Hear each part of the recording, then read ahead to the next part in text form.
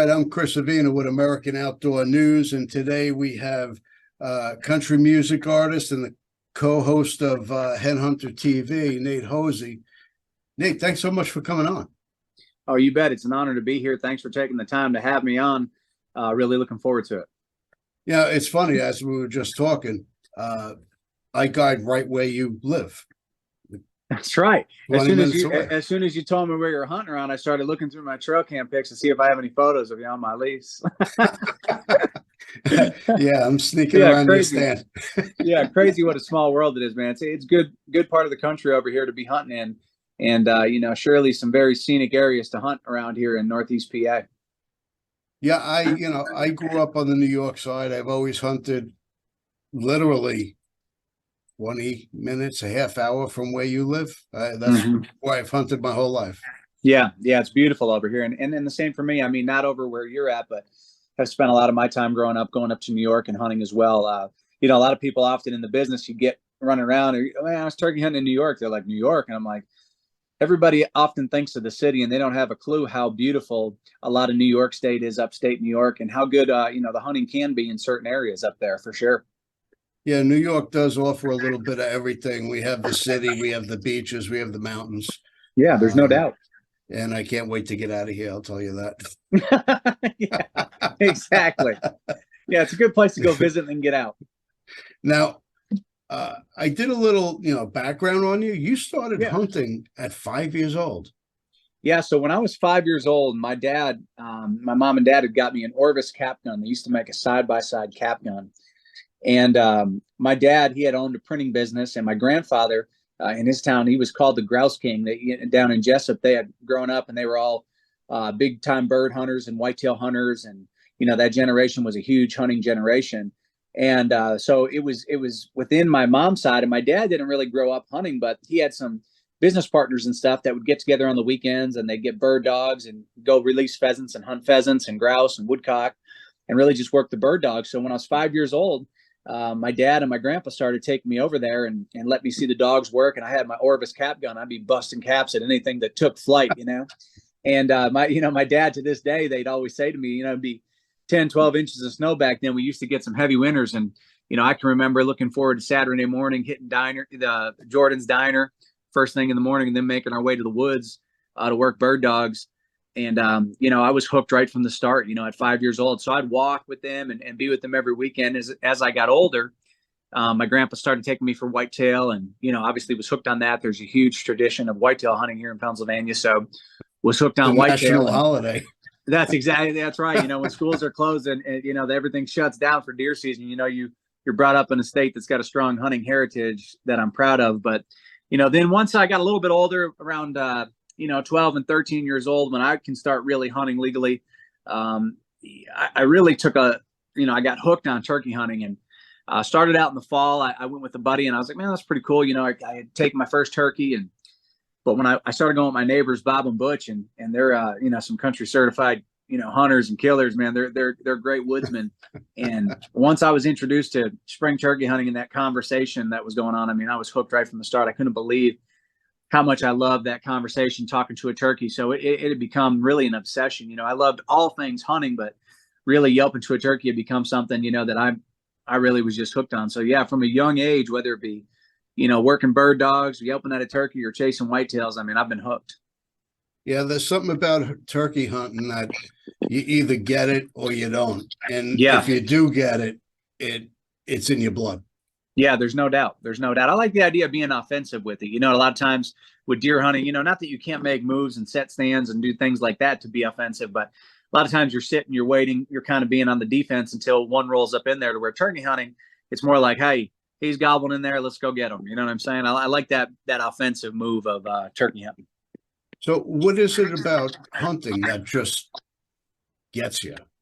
Well, I think when I was younger, it was the ability to be out there and be with my dad and my grandpa, and, to be part of the crew and the camaraderie. And I think as I've gotten older, it's even got more about that to me. Hunting to me has never been about killing, you know what I mean? It's been about everything outside of that. Now, killing is part of it. We respectfully hunt animals, and we feed our families and things like that. However, it's always been about the atmosphere for me. You know, when I got into the music scene of things and I started putting out these Woods albums, the first song we ever wrote for it was called Why I Hunt. And it had to do with everything outside of killing anything. And I think if the only reason you hunt is to kill, I think you're missing the point of what it is to be out there, is to appreciate those moments, to appreciate God's creation, to respect the animals that we chase, and to really, you know, just be a conservationist. And, you know, that was something that was instilled in me from a young age. Like I said, no doubt, when I was young and today, I love to punch a tag. There's nothing, don't take that the wrong way. I love punching the tag, but it wasn't about that. I go out in the woods, even when season's out, and just enjoy walking in the woods. I just love the trees and the birds and the smells of being out there. I mean, the entire atmosphere that the woods brings, I just think it's an incredible place of peace. Watching the woods come alive, and no doubt. Yeah. then no doubt. afterwards going back to camp, hanging out with the crew. It's a bonding experience. Sure is. There's no doubt. Now, if you had a choice between music and hunting, what would it be? Obviously the first choice is, could I still do both? If I had to choose one or the other, it's always hunting. I mean, music, you know, music came to me at it's kind of like music found me in a way. You know, I went through a very difficult time in my life. I was going deer hunting with some friends, and my buddy lost control of his truck, and we hit a tree. I broke my neck, and I was in a halo for months, and it was a long recovery time. Well, you know, 10 months following that, we lost one of my younger sisters. Marla was killed in a car accident when a guy ran a stop sign in our town, and Wow. he ran into my mom and my grandma and my sister. And I went through a really difficult time there, internally, in struggling to find peace, and struggling to find reason, and struggling to find so many different things. And the woods was always my peace. You know, I would go out in the woods and I'd cry it out, or I'd pray out there, or I'd do whatever. You know, that was where I went to get off my chest what I needed to, and to get the relief I needed to. And then kind of throughout that, actually, the day before she was killed, she had played on my guitar that I got when I broke my neck. You know, I was like, oh man, I'm going to learn to play guitar, you know, because I can't do anything else right now. And I tried that for about 30 seconds. It's like, man, this is never going to happen. And, but you know, the day before she was killed, she played the intro to Down on the Corner, that bound, down, down, down, down, down, down. And it wasn't good, but it was enough to where I was like, man, like, how do you know how to play that? You know, and she's like, oh, my friend Tommy taught me, you know. So following losing her, you know, I remember one day I was looking at that guitar. Matter of fact, I could see it there, and I could just see her. I could feel her. I remembered it, and I was like, you know what? I'm going to learn to play it. And, you know, I've since then, you know, I got into, I was a roofer in high school. I got into a huge cover band in college, and I realized quickly, for not being the smartest guy ever, I realized I'd much rather play music in a cover band in college than be a roofer. So, you know, I played music. And can't say I blame you. That's right. We've developed this crazy following. We're playing all kinds of shows. And since those days, I mean, as we sit here today, I've stood on stages and opened for artists and performed at places and put out music and made incredible friendships with artists that I could have never dreamed of in my wildest dreams. And what I've taken from that is sometimes in the worst moments of your life, you find what's supposed to happen. And like I said, if I had to pick, I'm going hunting, but I also have a special place for music, because I feel like music found me in a really tough time. And, you know, it was kind of my outlet that pulled me out a little bit, in addition to the woods and the outdoors. No, you're obviously very spiritual. Oh, 100%. Yeah. I mean, my faith is strong. I thank Jesus every day. I mean, for all that I have, you know, just for my life in general, and my wife and my boys, and the opportunities we have just to live here in the USA. I mean, we're all blessed to live here in the USA. I know we're in some turbulent times, and there's often chaos, but I mean, we are fortunate and blessed to wake up every day in this country and walk to the coffee pot, if you drink coffee, you know, or just, you know, go grab your water, whatever it is that you do. We are blessed to do it and live in a country with so many brave men and women that give us that ability and keep us free within our military and law enforcement and first responders, all of that. Yeah. So I'm a spiritual guy.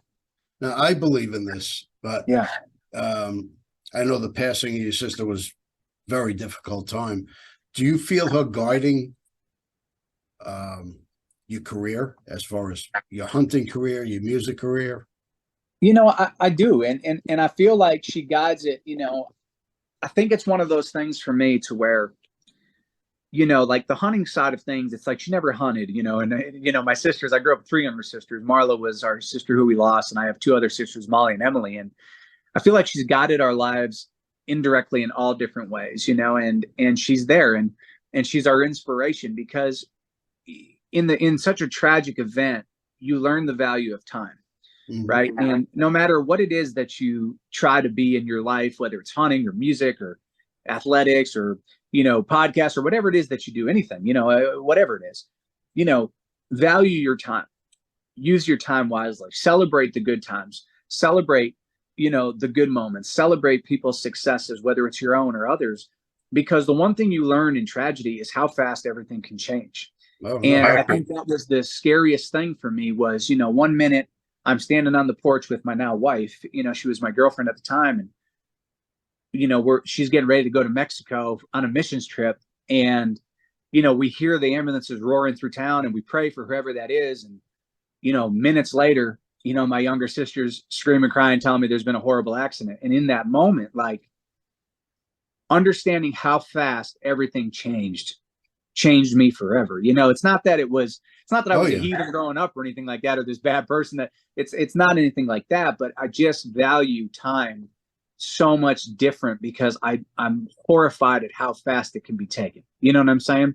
So I've learned to celebrate positivity. Does it, you wake up, you be positive, you look for the good. Doesn't mean, it doesn't mean you don't get stressed. It doesn't mean, of course not, but it means you choose to beat it. You choose to say, hey, I'm going to look at the glass half full no matter what, because I know what the other side of the glass is. You know what I mean? I've been there. And I often tell people, they're like, oh, Hosie's always positive, or this or that. It's like, well, it's not because I've just walked the road of perfection, or I do walk the road of perfection. It's just that I know the darkness. I've been there. I know heartache. I know hurt. I know let down. And I chose a long time to go to rise up over all of that. And that's what I try to do. And no easier way to do it than through something you love, music and hunting and my family and friends and all that. And through tragedy and adversity, there's two roads you could take. That's right. That's right. You would want us to bring something good from it, and I try every day to do that. So, what have you gotten out of hunting? Well, hunting for me, like I said, I mean, from a young age, it's instilled so much into me. It's helped me understand so much connection to, God, connection to the animals we chase, connection to the woods. It's given me such respect and appreciation for just the outdoors, for just the peace of going out there. And, honestly, to be able to, my greatest hunts are taking place now, like being able to share the woods with my little boy, Cruz. He took his first buck this year, his first doe, his first turkey. And of any of the hunts that I've been blessed to be a part of, nothing beats being out there with Cruz or with Tiffany or with Nash, with my family, and being able to share that heritage and being able to see them smiling when they see deer come out. And again, it's not about punching tags, just watching deer, hearing turkeys gobble, whatever it may be, and seeing the excitement on their face. I mean, I don't know where my life would be without hunting in the outdoors. I really don't, because it's such a crucial part of every one of my days. It's a part of who you are. It's That's not something we do. In that song, Why I Hunt, it's the chorus is, it's the way the good Lord speaks through the breeze in the trees when I'm sitting in a white oak stand. I do it because it's in my blood. It's just a part of who I am. And that's the truth. It's in my blood. It's just who I am. Who are your hunting heroes? Who inspires you? I think that, a lot of the guys and that took time to take me growing up, my dad, my grandpa, Bob, Butch, my buddy Jeff, a lot of my friends, really, I pay attention to a lot of the way that my friends hunt, and older guys, younger guys, but within the hunting business, there's so many too that have inspired me along the ways. That I can now call great friends. Jim Shockey, Michael Waddell, David Blanton, Bill Jordan, Eddie Salter. So many of these people, and keep in mind, there's too many that I could even name that I look up to in the outdoor space. Those are just a few, but I see the good in everybody. I watch people and I look for inspiration every day in all. I like the way he does that, or I like the way she does that. There's a lot of great women on the Outdoors channel as well. Bachman, Eva Shockey, Tiffany Lakoski, Nicole. So many women who are inspiring, and I take inspiration from a lot that they do too. And so I've got a lot of hunting heroes because I love the sport so much that when I watch somebody hunt who I know loves it like I do, even like my buddies Hunter Wallace, Culpepper, Philip Culpepper. I mean, I relate to all these people because they love it like I do. And Birdsong, my boy Birdsong, co-hosting Headhunters and Scuba. I look at every one of these people as inspirations in the outdoor space because we all love it. We all grew up doing it. So, I have a lot of heroes, but my number one, if I had to pick my number one, I'd have to say my grandpa. My grandpa took me out with my dad, and he took me for my first whitetail, and we spent time sitting there at the tree eating coconut cream pies, and I'd eat mine and his by the time it was 9 a.m. And I miss him every day that I'm out in the woods, but I know he's watching down from the best seat in the house. Sure. So that'd be my number one, just because he really instilled it in me from a young age. Well, we certainly have an inviting industry where people are always willing to help, whether you're in the professional side or you're a casual hunter. Everybody's always looking to help. 100%. I mean, shoot, another one that I forgot to mention, I don't know how, but is Ted Nugent. I mean, Nugent was a hunting hero of mine. I mean, an absolute rock and roll legend. I had the opportunity to open up for him years ago in Ohio, and that was one of the coolest moments of my life. And I mean, he is such a force for hunters and a voice, for the good of conservation and hunting. I mean, that dude, I can't say enough about him either, man. Uncle Ted is he's a legend. I've seen Uncle Ted a number of times in concert, and he's been on the cover of American Outdoor News as well. Yeah.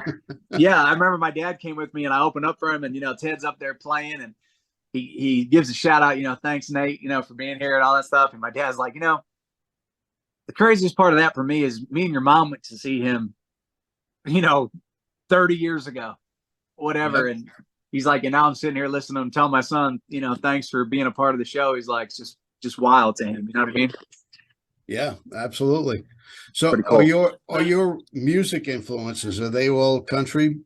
No. Matter of fact, honestly, growing up, I was a lot more rock based than I was country per se. I grew up listening to a lot of like Tom Petty, John Mellencamp, the Black Crowes, Guns N' Roses, Motley Crue, Goo Goo Dolls, Matchbox 20. But in the 90s, I really got into 90s country, loved like Red Akins, and now got to be a really good friends with him and hunting buddies. And so that 90s country really kind of connected to me, and I still love 90s country a lot. And as I become more into music, Nashville has a really cool connection between kind of rock and country, I still kind of have that rock influence behind a lot of the music that I write. You know what I mean? With the sprinkle of country, I really have a lot of respect for the classic country feel, the music, and I think that's what my favorite thing about music is. And like going to Nashville is the grassroots sound of things and creating something. I wouldn't consider myself a great musician.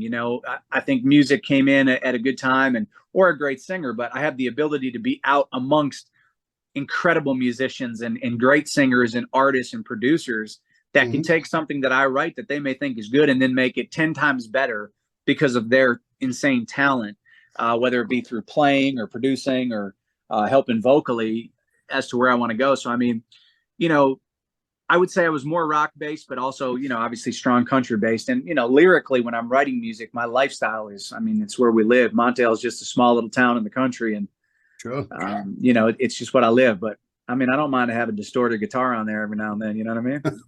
Well, country music certainly changed a lot from my wife left me, took my truck and my dog to where it is today. Well, it's kind of like they really need to do something with country, how they did with rock. Like they had, soft rock, easy listening, rock, or, they had all these different genres, and really country's done that, but they just haven't really done, country pop per se, or it's still considered country, which it's really, there's just so many branches to it now. But I'm one of those guys. I'm not a hater. I could appreciate anybody who gets out there and gives it their best, no matter what it is. If it's something I like, I dig it. If it's not, hey, I still respect you for getting out there and doing your thing. And there's it takes all kinds in the world. So, what Headhunter TV? Yeah, how'd that happen? So that's a really cool story. We're actually just talking about this the other day. Randy and I, as I said earlier, he just loves it. He's ate up with hunting, one of the best hunters I've ever been able to share the woods with, and just a great person. And Scuba and our team Skid, who we had for a while, and all the freelancers that we work with. Years ago, I was working for Hunter Specialties. I was working as a producer and cameraman, and Randy was working for Whitetail Freaks at the time. And him and I didn't know each other. I knew of him because I had seen a lot of the Whitetail Freaks productions and big fan of Down and Candy. And one day at the Pennsylvania Sports Show, I was just running a hen squeal. There's turkey call, and I forget what he said, but he popped off something, and I popped off something back smart to him, and we just kind of became buddies. And every show that year, we'd run into one another or go out and have dinner somewhere, a bunch of friends and socialize. And he had told me he had this idea for this show, Headhunters TV. And at the time, I was just going to help out with the production side of things, do some camera work and things like that. And as we kind of spent more time together and I'd be around him more, he's like, man, what do you think about, potentially being a personality on the show? And I was like, it's your call, man. You know what I mean? It's your call on what you want to do. And obviously I had been honored, and, one thing led to another, and he gave me a shot at it. And here we are 13 years later with an incredible show, great fan base. And, can't think of a better way to make a living promoting the, hunting in the outdoors in a positive light. Well, that seems to be the roadmap to greatness. Yeah. Lee and Tiffany started the same way. Michael Waddell started the same way, running camera, guest appearances, and now they're megastars. And I think the cool thing about running a camera, and I think from being a producer side, is, whether you're a producer or whether you're in front of the camera, an on-camera personality in any way, being a producer and being behind the camera, I think it only helps somebody who gets out in front of the camera understand, because, as a deer's coming or a turkey or whatever it is that you're hunting, elk, moose, whatever, when I'm communicating, Scuba films me a ton. We've been a part of some amazing hunts. He's my man. He's like my right-hand man in all that we do. And we have such a great connection, not only in our friendship, but, when we're sitting there working and we're working a turkey or have a deer coming or an elk, the communication's always key. And I can almost visualize what he's seeing to an extent, you know what I mean? To an extent, because I've been there. I've been behind that camera. Now granted, Scuba is a much, much more advanced producer than I ever was, but I could still understand through the lens. If he's saying, hey man, no, I don't have him, there's no shot. It's up to him. He's the boss. You know what I'm saying? Yep.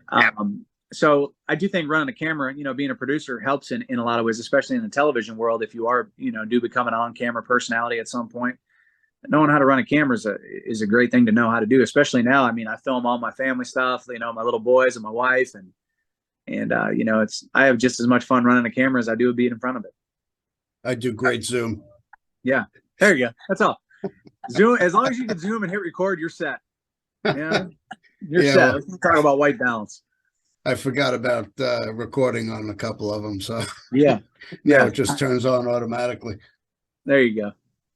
Now, you're on your show, you have this distinct face paint. Yeah, that's so it's kind of funny. The face paint started out, and still to a certain extent today, is a bullseye. You know what I mean? It's a bullseye for the haters, but I kind of love it. It started out when we went through this all that tragedy and stuff. I thought to myself, how could I kind of give my sister a little love without, it's obviously a super sad story, so I don't want to be a downer in any way, but what's a little tribute I can kind of give to her in what I do as I go for this dream that I've had. And I was like, well, one day I was like, man, I kind of paint my face, and I started kind of messing around. I came down and I was like, what if I kind of mimicked the letter M? I mean, obviously it's not an actual M, you know what I mean? It's not obvious. Yeah. But, it comes down my face, it comes down my nose, and then it comes down the other side. And people, oh, who's he think he is? Batman? Who's he Kiss? Or, and really, in the beginning, it was just like, oh gosh, you didn't want to read any comments. But all these years later, man, I'm so thankful for something as simple as face paint, because, you have kids going as Halloween, you have adults, you have men, women, they're going out hunting. They're tagging me, hey, I'm painted up like Hosie tonight. And I'm not the first one to do it by any means. All I did was simply take something that's been done and just kind of make it something that was symbolic to me. And the idea of it not being obvious, well, she's not obviously here either, but I feel her all the time. She's still there. And, to see a positive reaction to that, me and my buddy Culpepper, it's still a fight all the time. He's like, I call him, Phillips Paintless Platoon, because, it's always back and forth, man, no, there's no face paint allowed on my show. You know what I mean? We're still, it's all in good fun, but, it's got a cool little meaning, simple meaning behind it. And, the fact that Culpeper alone doesn't like it, I'll be painting until I'm 100. You know what I mean? Just because even though now sometimes I'm like, oh gosh, I got to paint. It's 95 out, or in Texas. But it's really become a pretty cool little positive identity, if you want to call it. You know what I mean? People have really taken to it and recognized it, and it's been really fun. It's been real fun. Yeah, it is. That's great. Because like I said, I'm just glad most people don't like in the beginning. I'm like, I'm not a villain. Like, I'm a nice guy. Like, you know what I mean? Like, people are like, oh, who's this guy think he is? It's fun. It's like, it's like putting on a uniform. That's right. It's all in good fun, man. All right. So, what can we expect from Headhunters this year? So with Headhunters, we've got a great season coming. It'll air on the Outdoor Channel at the end of June, Thursday nights. And we air 5 times a week. I have to look at the new air times, but Thursday night. I think it's either 8 or 8:30 is our prime. We've got, a great season coming. We're insanely blessed last year with an amazing season. As we move into this season, we're going to hunt hard and try to bring the best, most positive outdoor TV show we can to everybody. I've got a bunch of new music coming this year. Got a bunch of concerts that I'll be playing throughout the year. So we're just going to keep on, man. We're going to be out there celebrating the good Lord, all our blessings, and celebrating the USA everywhere we go, and thanking God for all the blessings of our families and safety and all the people who support us. Is it going to be all North America, or do you have any destination hunts in mind? Right now it's all North America here, leading into this season, but, definitely have some talks about some bigger things coming down the pipe, not this coming season, but the following. So you arrange your touring around hunting season. Correct. Yeah, hunting comes first, but if I can play a show here and there, I'm in. All right. So where can we find Headhunter TV, and where can we find you musically? So Headhunters TV is on the Outdoor Channel. You can also find us on, Facebook, Instagram, anything like that under Headhunters TV. We're also on, My Outdoor TV. As far as myself personally, you can follow my personal accounts, Nate Hosie, on Instagram, Twitter, Facebook, and my music is available on iTunes, Spotify, all the bigger platforms for music, and that's where you can find us at. We look forward to anybody who wants to join the crew and come along for the journey. We'd love to have them. You miss being able to walk into a store and buy in an album? Oh, I do. I miss the simplicity of a lot of things.